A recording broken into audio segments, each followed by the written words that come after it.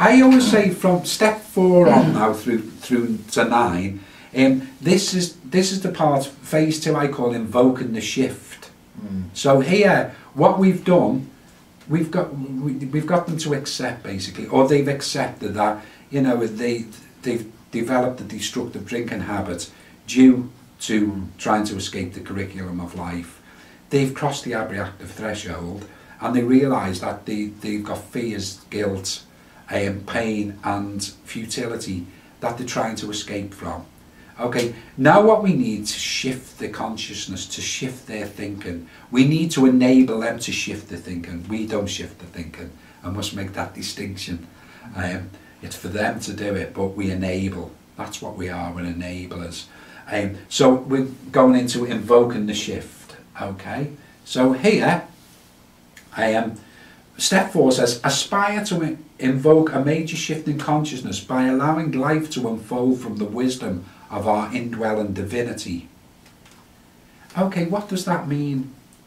Thus far, we've been talking about part of our mind that's chaotic, part of our mind that's polluted, the psychological level of our mind, if you like.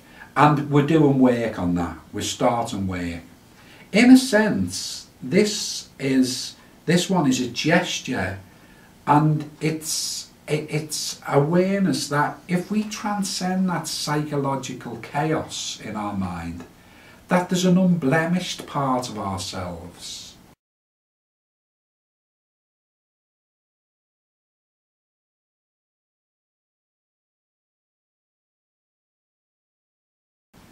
And there's many words that are bandied about to describe this part of ourselves. And these words are soul, higher self, intuitive self, unconditioned self. I like to call it the wise witness within. Buddhists may call it the observer. Some people call it the silent witness. I refrain from the silent witness because I believe this part of us does relay messages to us. You know, other people might even simply call it the guardian angel. It doesn't matter. That they're facets of our being which knows the right response to every situation. And people who meditate a lot, they know this. It's something that I've experienced in my life, and at this point in time, all we're doing is acknowledging that there may be a part of us that transcends the psychological domain where all our chaos resides, that there's a part of us that's unblemished. Now, I've given a list of names there because some people don't like the connotations of the word soul, as it has religious connotations. So it doesn't matter what we label it. I must make that very, very clear. This is not a religious program. I'm not a religious person. I do have spiritual beliefs, but they're not tied into any religious dogma. Saying that, for anybody who does adhere to a certain religious path, such as Catholicism, Buddhism, or whatever, then use the higher self, or the concept of the soul, or whatever concept, you know, Catholicism, you know, the concept of the soul is fine. The higher self, if we want to use that, the observer, the label really doesn't matter. It's the idea that's important. And here sometimes we need an oasis. Sometimes in AA they use, you know, turn it over to the God of your understanding. Here we're not using that phraseology. What we're saying here is that we're making an acknowledgement that there may be, or you know, there is a part of us that's beyond conditioning, an unblemished part of ourselves that knows the right response to every conceivable situation.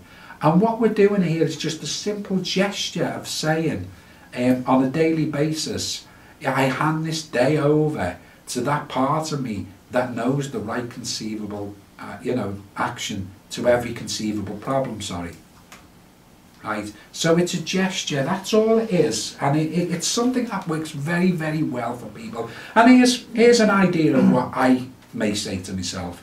Today I allow every situation to unfold from the wisdom of my indwelling divinity.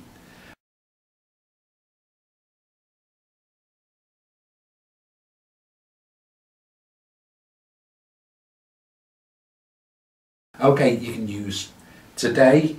I allow every situation to unfold from the wisdom within me, my higher self, my soul, whichever terminology suits you.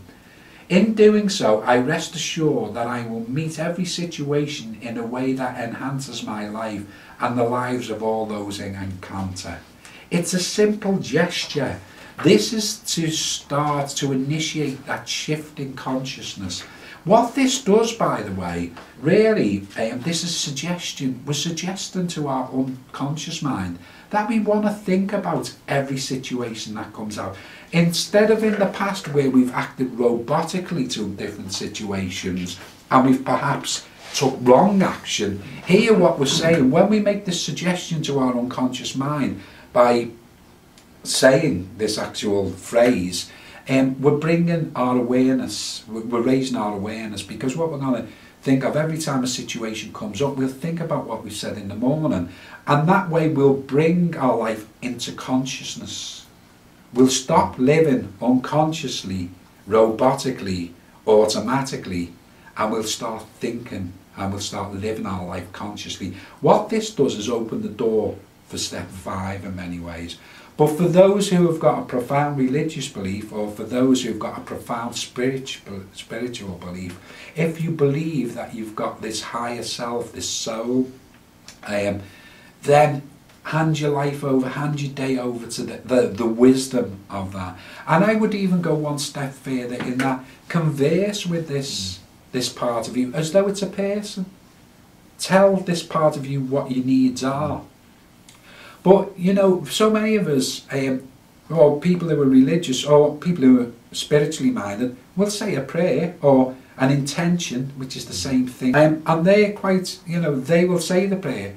But surely, if we believe in something beyond ourselves, it's not too much to ask for a response. The problem is most people don't listen for the response. You know, they will say the prayer, they will give the intention, but they don't sit in quietness and hear. Try and listen to the voice of their inner wisdom, or of the soul, or of God, or Atman, or whatever particular terminology you want to use, your unblemished self, your intuitive self, your unconditioned self. You don't have to be spiritually minded, you can keep it on a psychological basis. But let's say our inner wisdom. And part of this philosophy is about sitting down and accessing that. It's very difficult, granted, when your head is chaotic, because we have to break through the domain, the psychological domain, where all the chaos resides, and quieten that down to listen. But step 4 is just literally the start of a lifelong and very rewarding, you know, way of being in the world. It's a procedure that you will utilise throughout your life, I can assure you. So that's all. Step 4 is very, very simple, really. It's about acknowledging a part of us that's unblemished, a wise part of ourselves, and making the gesture that every time we encounter something that might perplex us or might throw us off balance, that we think about this higher part of ourselves and we say, what would you do in this instance? It makes us think about each situation in our life at the least. But there's so many things to gain from that. But like I say, it does start bringing our life into consciousness, rather than living it unconsciously, robotically.